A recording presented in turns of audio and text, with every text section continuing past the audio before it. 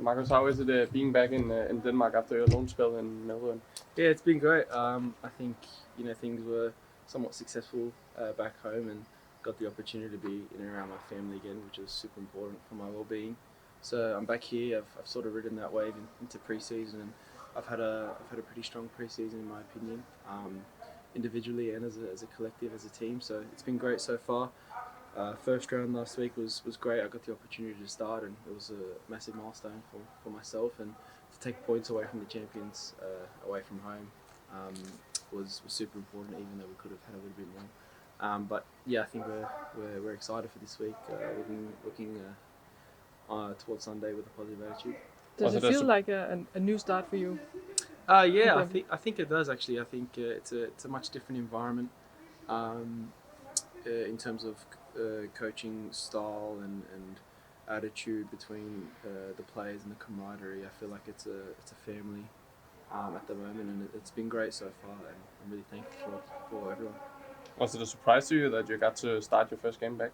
Well, if you told me at the start of pre-season, maybe, but I also think I did pretty well for myself, scoring a couple goals in pre-season and putting in a couple good performances.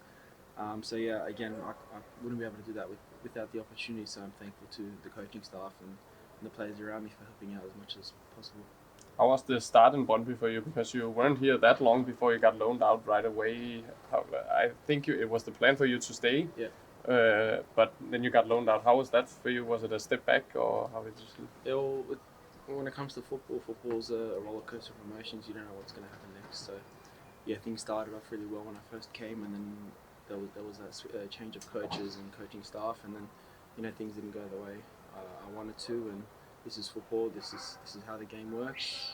So I sort of had to go back home and take one step back to take two steps forward. So that obviously turned out really, really nicely, and I'm really, really happy to be back, and I feel ready. How's it been to make that big move, Marcus, from back home and going to here? It's a long way from home now. Yeah. How is that as a young player? Definitely, I think it's super hard in terms of off the pitch. Off the pitch is very, very hard.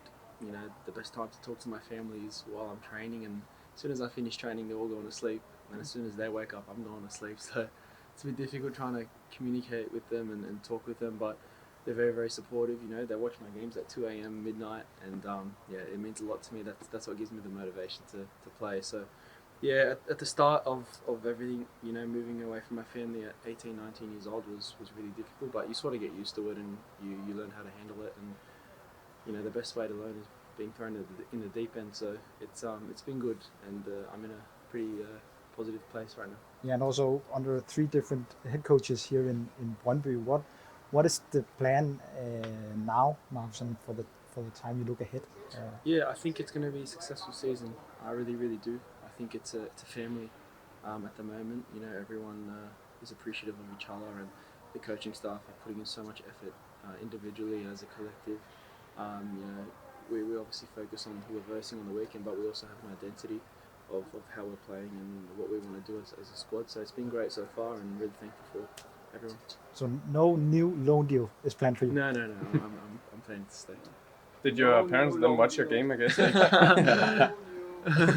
Did your parents watch the game against AGF where you started? Yeah, of course. It was 2 a.m. for them. So my dad and mum went to bed early, and then they woke up early. So it was a bit difficult. But they watched it, and they know how much it means to me, and it means a lot to them as well. It's a massive milestone in my career to start such a significant game.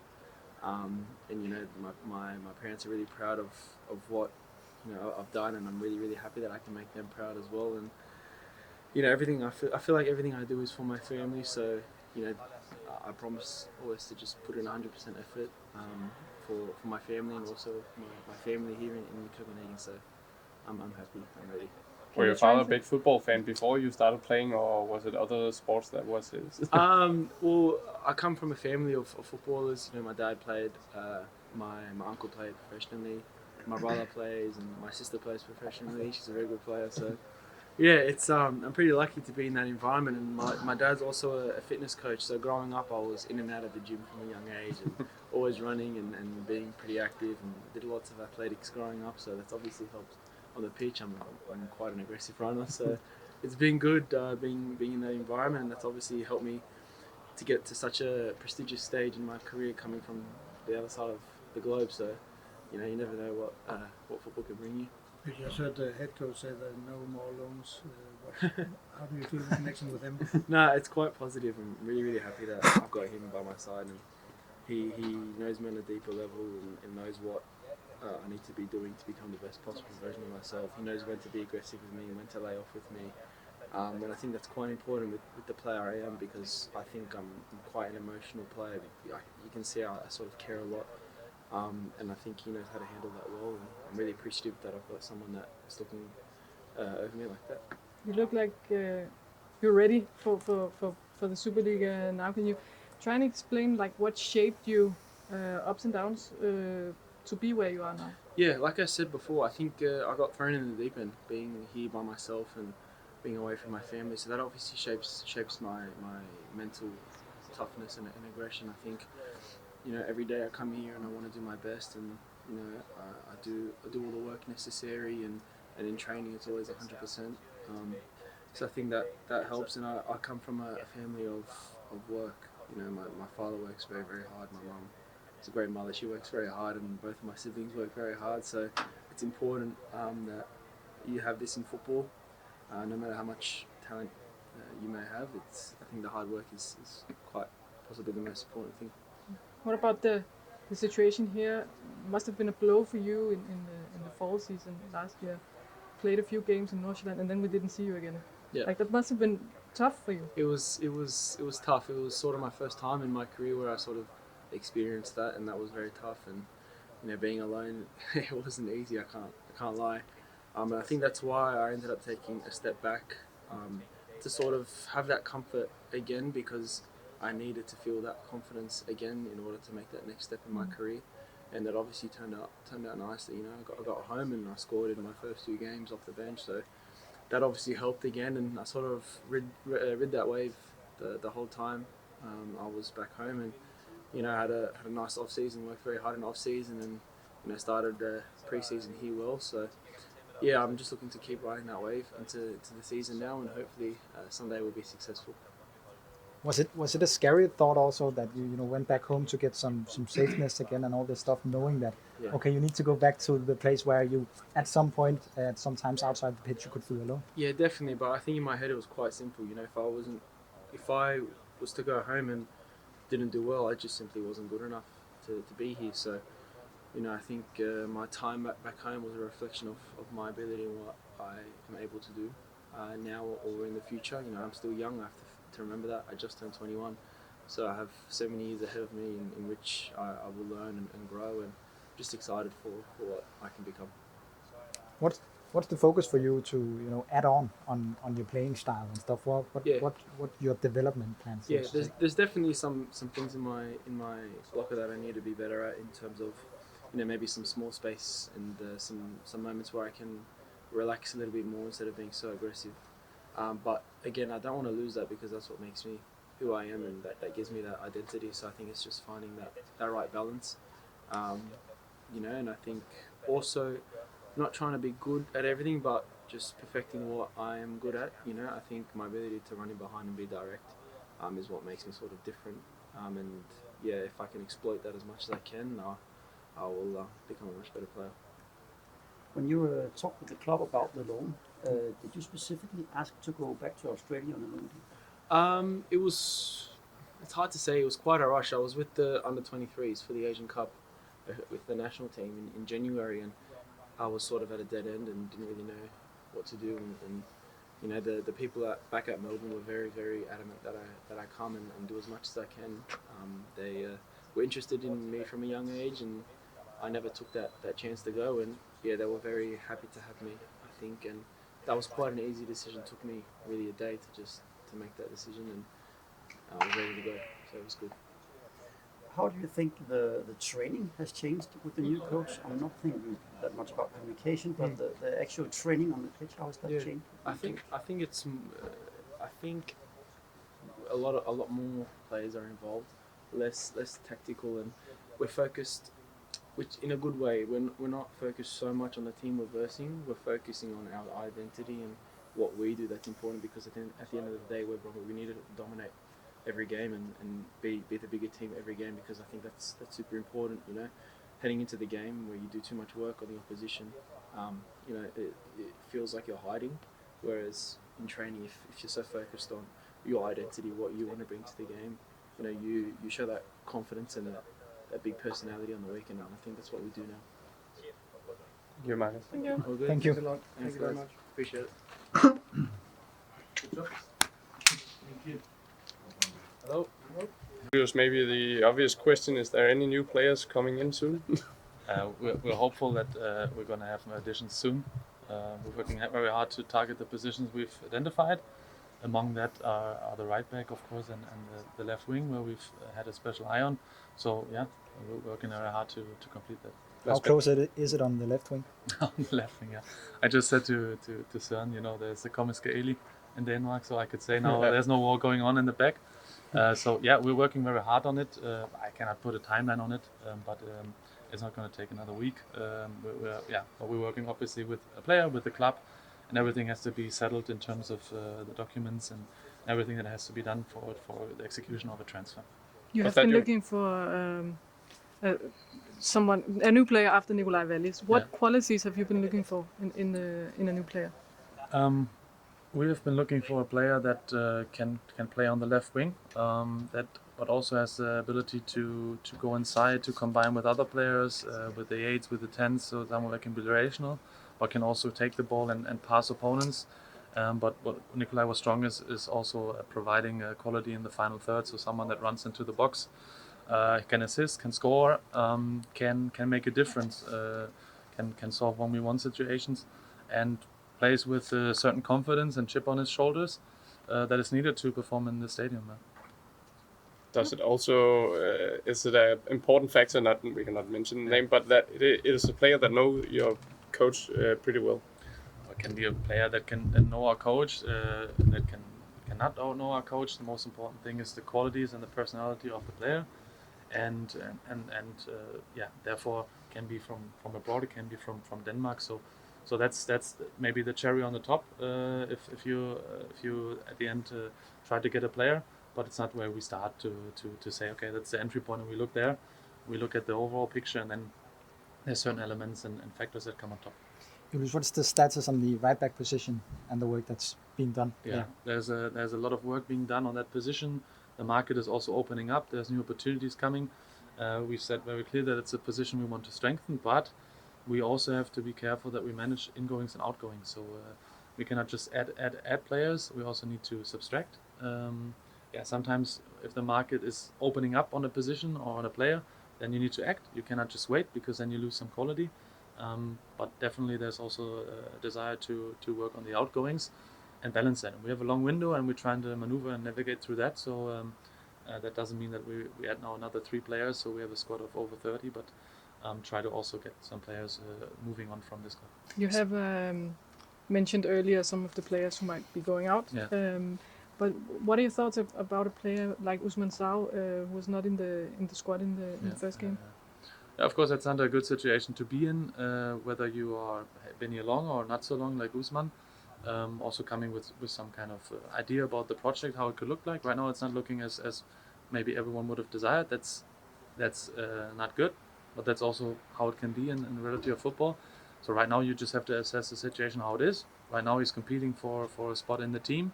On the positions, there's a higher competition level on those positions with the other players, and he needs to work his way through that to make himself attractive enough to be on the pitch. He's doing everything he can, so he's a top character and training on a good level. So of course there's a chance that he will go into the team, into the squad, or into the pitch. But if that's not the case, then also you have to reassess and ask yourself, what's the best solution then? Is it to stay in this position, or is there a possibility to find an option on the market that maybe benefits us but also benefits him? Mm. Could a loan deal also be a thing for him to go out and get some confidence? Yeah, it could be a possibility to look at a loan deal. If that is in our benefit in terms of maybe sustaining his value, growing his confidence again, but also for him to get into a good rhythm, then there could be a possible outcome. As it could be that he breaks through and he gets into the rhythm that he needs to play here. But football can go in a lot of different directions, and and we hope generally it goes in a positive one for Usman. This is a little bit hypothetical, so go Yeah. along with what you can. But you mentioned also earlier that Patrick Pence could, if there comes an offer that you would listen to, if he goes out to another club, do you have to go and look for a new goalkeeper, or is Sonne ready after what you saw in the first round? Yeah, first of all, we're really happy with how Sonne performed and immensely proud. Not only us, but also everyone that has been part of his journey, including his parents and himself first and foremost. So it's really good to see him play and then to get the confirmation, okay, he can cope. We all know he can play. He's a top goalkeeper, but it's about coping with the environment, with the expectations, with the own pressure you make yourself maybe. And he dealt with it really well. So we were happy on that. So I think it just shows us we can rely on him. But there's still a step to transition into, being consistent and playing on that level. There's also more to goalkeeping than just being in the goal. There's the coaching part, the leadership part. There's a lot of elements that are important. And Sonne is just great to see and watch him grow. But if Pence would be someone that would be transferred out, then I think we would definitely look on the market and see if we can replace that. Because you also, of course, brought in Adrian after Thomas's departure. What about Gavin Beavers, Younis, and his situation? Are you open for helping him taking a new step outside of Hungary? We're always open to help our players while having our interests in mind. Right now, let's say Pence was out, and the choice was to put in Sonne instead of Gavin. So that's a clear selection from the coach there that for now drops him a little bit down in the pecking order, which is not the most comfortable situation to be in, especially when you're young. You want to play, you need to play. So I think Gavin very much wants that. But I can also really say that Gavin is probably the greatest teammate you can have. Such a good person. So definitely someone that's amazing to have in the environment, that pushes every day to do his best. So we're really happy to see how Gavin is as a person. But yeah, the desire is to be on the pitch. And the question is how likely is it to be here? Right now, difficult. So maybe somewhere else there's a bigger likelihood. How many players do you expect that in a month's time will have left Hungary? Yeah, it's difficult to put expectations on it because I can work on it, but I'm dependent also on the player and other clubs to find a solution. Of course, there's a couple that we want to move on. Whether that is now 3, 4, 5, we have to see also how well we go through the window with injuries, with interest in our players. Maybe if someone comes and has interest in our players, and then some others in the squad step up. So there's a lot of elements to that. But definitely there should be a number of players that should move on before we close the window. Is there anything on your table right now regarding the players who could leave this summer? There's talks, ongoing talks with all the agents of the players. So we now realize that a lot of the top 5 leagues and the other leagues are a little bit getting more into the dynamic of the transfer market, being more active. Sometimes it's also about them moving players out to make room. So it's like a domino effect in a lot of cases. But right now I don't have something that I can sign. Can you say something in broader terms about what you wanted to achieve in this transfer window? Because it looks like from the outside that it's looking much Danish culture. What were the thoughts before going in? Yeah, the big buzzword was cohesion. We want to have a cohesive squad. So players that complement each other very well, that are in the same way working as a group, as a collective, with the same desire, hunger, culture, you could call it. And that means that we target specifically a few positions where we think we can improve, but also get it to a number of players that is manageable for the squad. So everyone has the feeling, okay, I can be on the pitch. I can compete to get on the pitch. So that's something that we still have to work on. And we want to strengthen the culture and of course also the understanding for the league. The Danish aspect plays an important role. We will also see in the future transfers from abroad. We've not closed the borders, but generally, of course, that was something we wanted to highlight as well. There are also some young players in the squad, like Lukas Larsen, Philip Nørgaard, Viggo Poulsen maybe, who are a little bit further away from the team than Rafa and Fenger. It seems to be right now Ali maybe. Yeah. Some of them can play under 19, some of them can't. What are the thoughts on? Yeah, the good thing is that some of them are still eligible to play, and if we just want to get playing minutes and physical load and rhythm, we can always give that. That's very positive. But of course, for some of them to do that continuously is maybe not the right choice because they've outgrown the under-19s. and maybe not fully grown into the senior environment yet, which is also normal. Not everyone can transition at the same speed. So there can be a chance that we look at the situation in a few weeks and determine that maybe a loan or even an exit makes sense. But we do like what we see from these players. We do like their energy, their enthusiasm, their effort in the trainings, and also the quality they bring. The question is just how fast you can get the quality to the level that they can really play a role in the first team. What do you think is an optimal squad size? I would say something around maybe 22 outfield players and 3 to 4 goalkeepers. So somewhere in the range of 25, 26, 27 players. It depends. You have the masterclass players who are always transitioning, so it's a broader squad, but also the core squad. So somewhere around that, I think. Would you agree? Huh? Would you agree? Yeah, I think that's a good answer.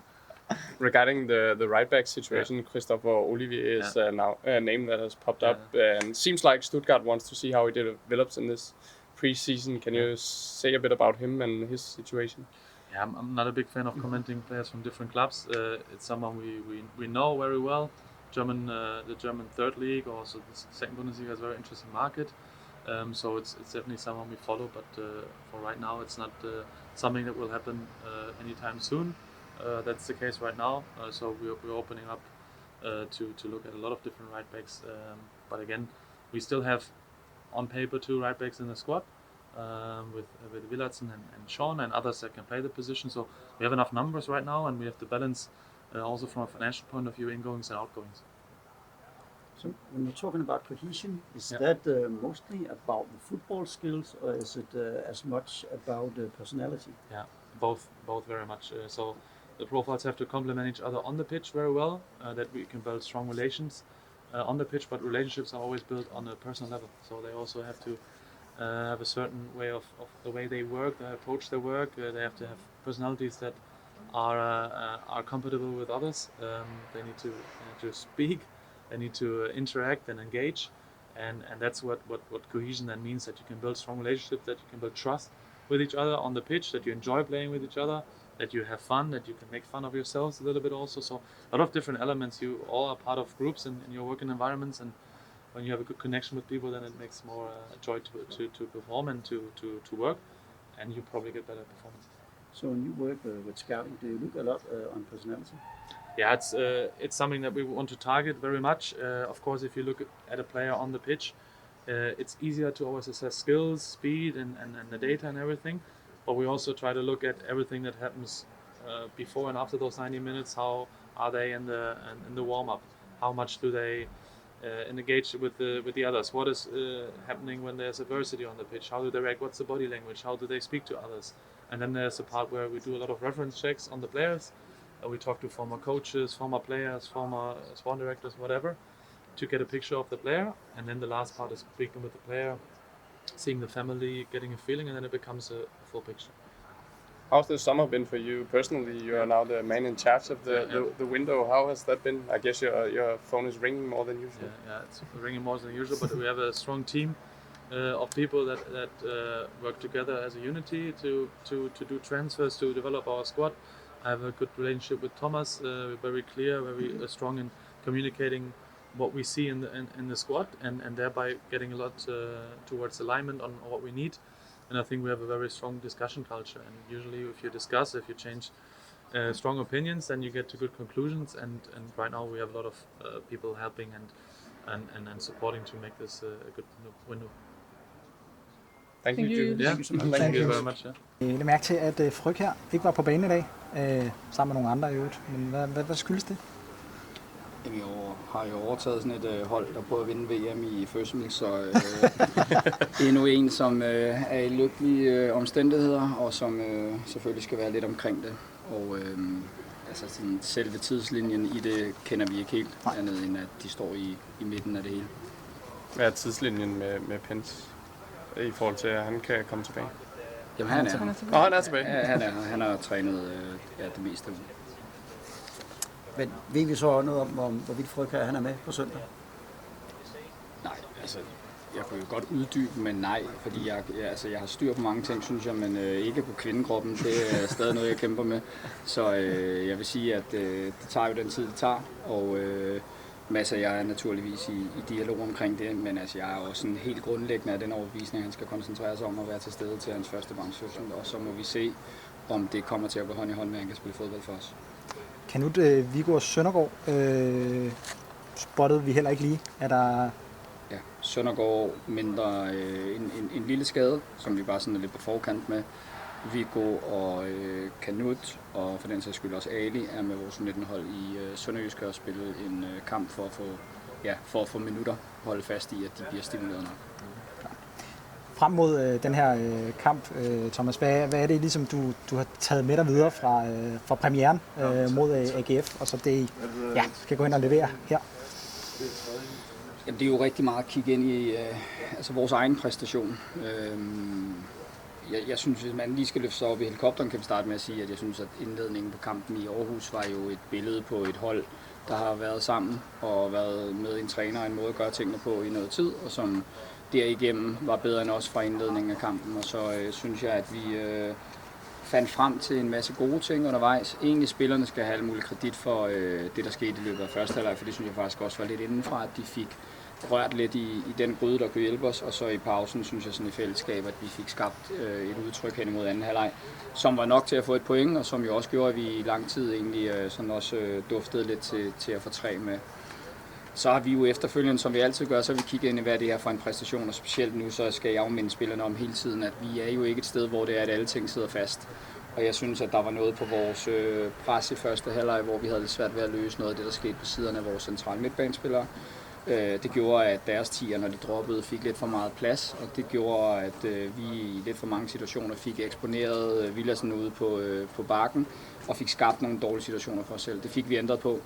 Og det er jo at kigge ind i, hvad er det, vi gerne vil på vores... Altså, vi vil gerne tage noget på sådan værdier, i sådan udtryksværdibaseret snak, så vil vi jo gerne tage initiativ, vi vil gerne være fremadrettet, vi vil gerne være modige, vi vil gerne være intense.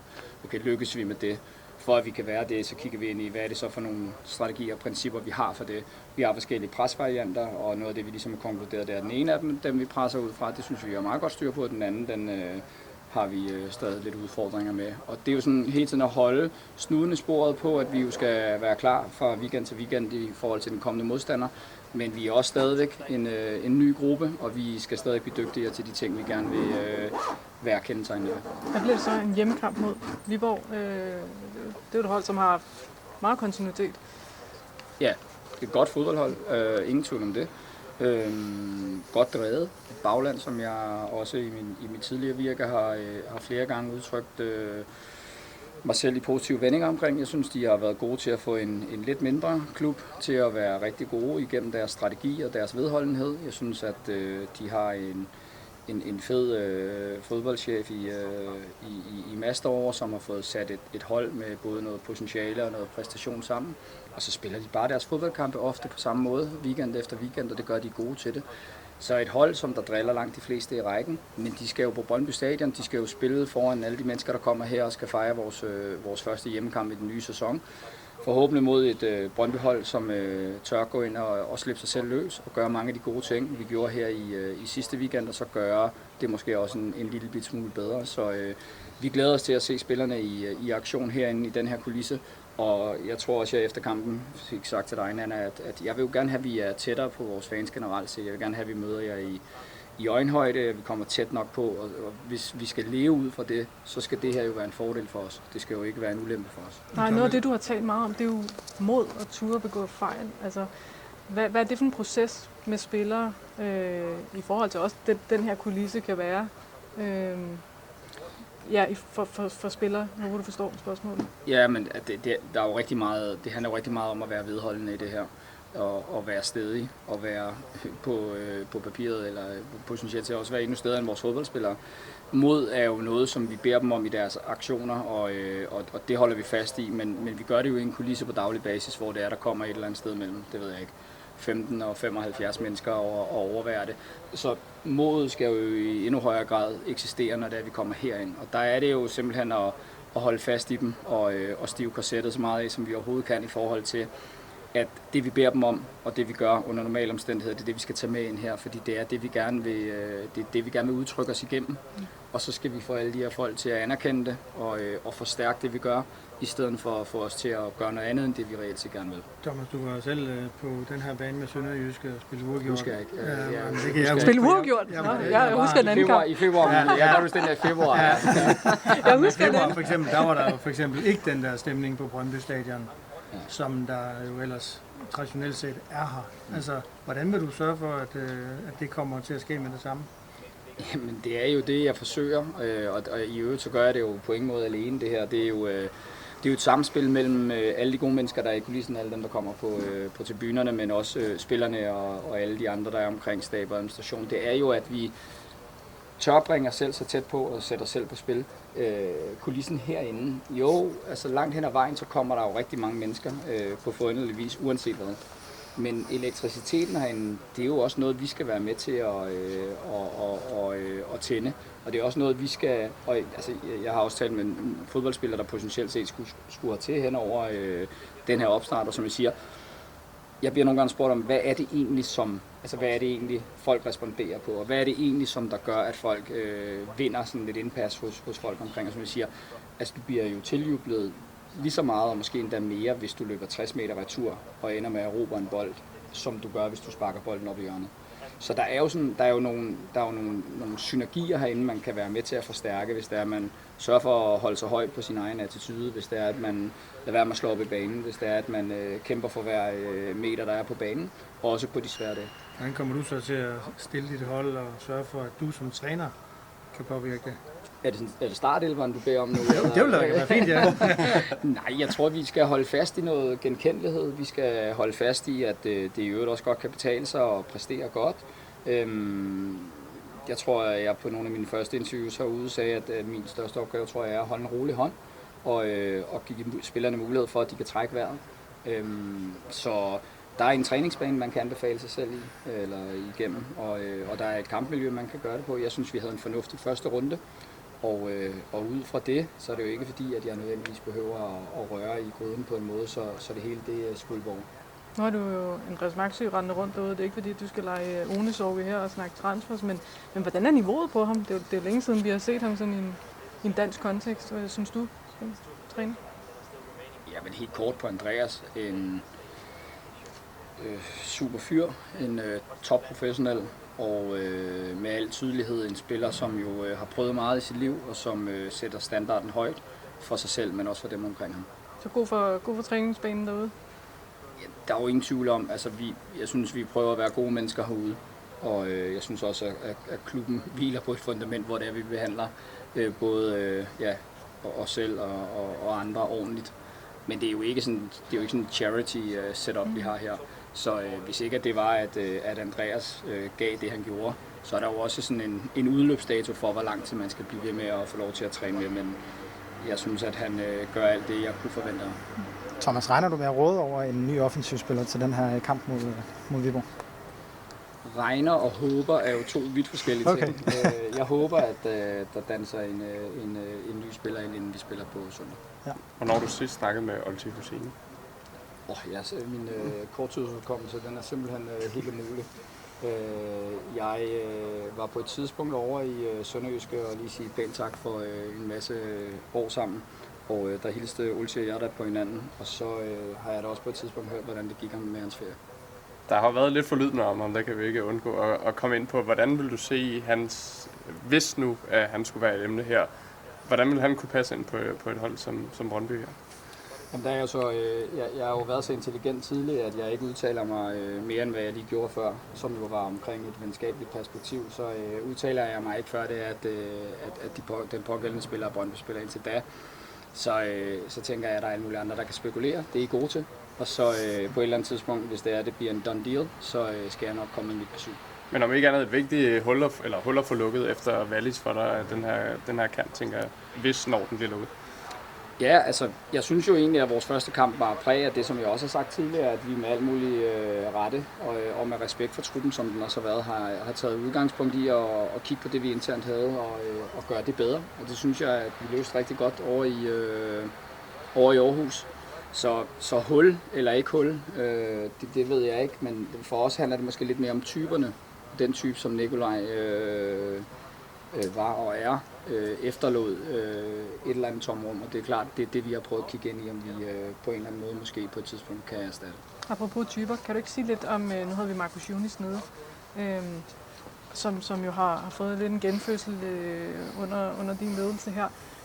Hvad er det, han har at bidrage med til det her Brøndby-hold i forhold til de typer, du gerne vil have på siden? Jamen, det er jo altid rart at have flere forskellige strenge at spille på som trænerstab i forhold til på positioner. Altså det kan jo være, du kan jo have på bakken, kan du have en opbyggende bakke, du kan have en gennembrudsbakke. Lige så høj grad kan vi jo på vores offensive positioner, så kan vi jo have nogen, som der helt af natur søger imod bold, finder rum ind imellem, eller også løber de væk fra bold. Og det, som der på instinkt og intuition er hos Marcus, det er, at han strækker banen hele tiden. Og han kan blive ved med at gøre det, og han elsker at gøre det. Han har en far, som der er fysisk træner, og som arbejder i A-League, og han har i hvert fald gjort sit forarbejde med at lave en dygtig atlet. Og så handler det jo om, at Marcus tog en tur tilbage på et lejeophold, kom med noget selvtillid. Den selvtillid har givet ham et nyt plateau, og måske har der også været et trænerskift, der har kunnet hjælpe lidt omkring det. Og så er det jo vores opgave at få al den intensitet, han har i sig, til at gå hånd i hånd med, at han også i nogle situationer bliver dygtigere, og heldigvis er han stadig en ung mand, men bliver dygtigere også i noget af det relationelle, sådan så det er, at han skaber andre chancer, end dem, som han skaber ved at løbe. Ja. Du sagde lige til ham, da vi snakkede med ham, at han i hvert fald ikke skulle udlejes igen. No loans. Ja, præcis. No loans. Ham beholder du? Ja, det vil jeg da i allerhøjeste grad håbe. Tak for det. Flot. Tak. Godt.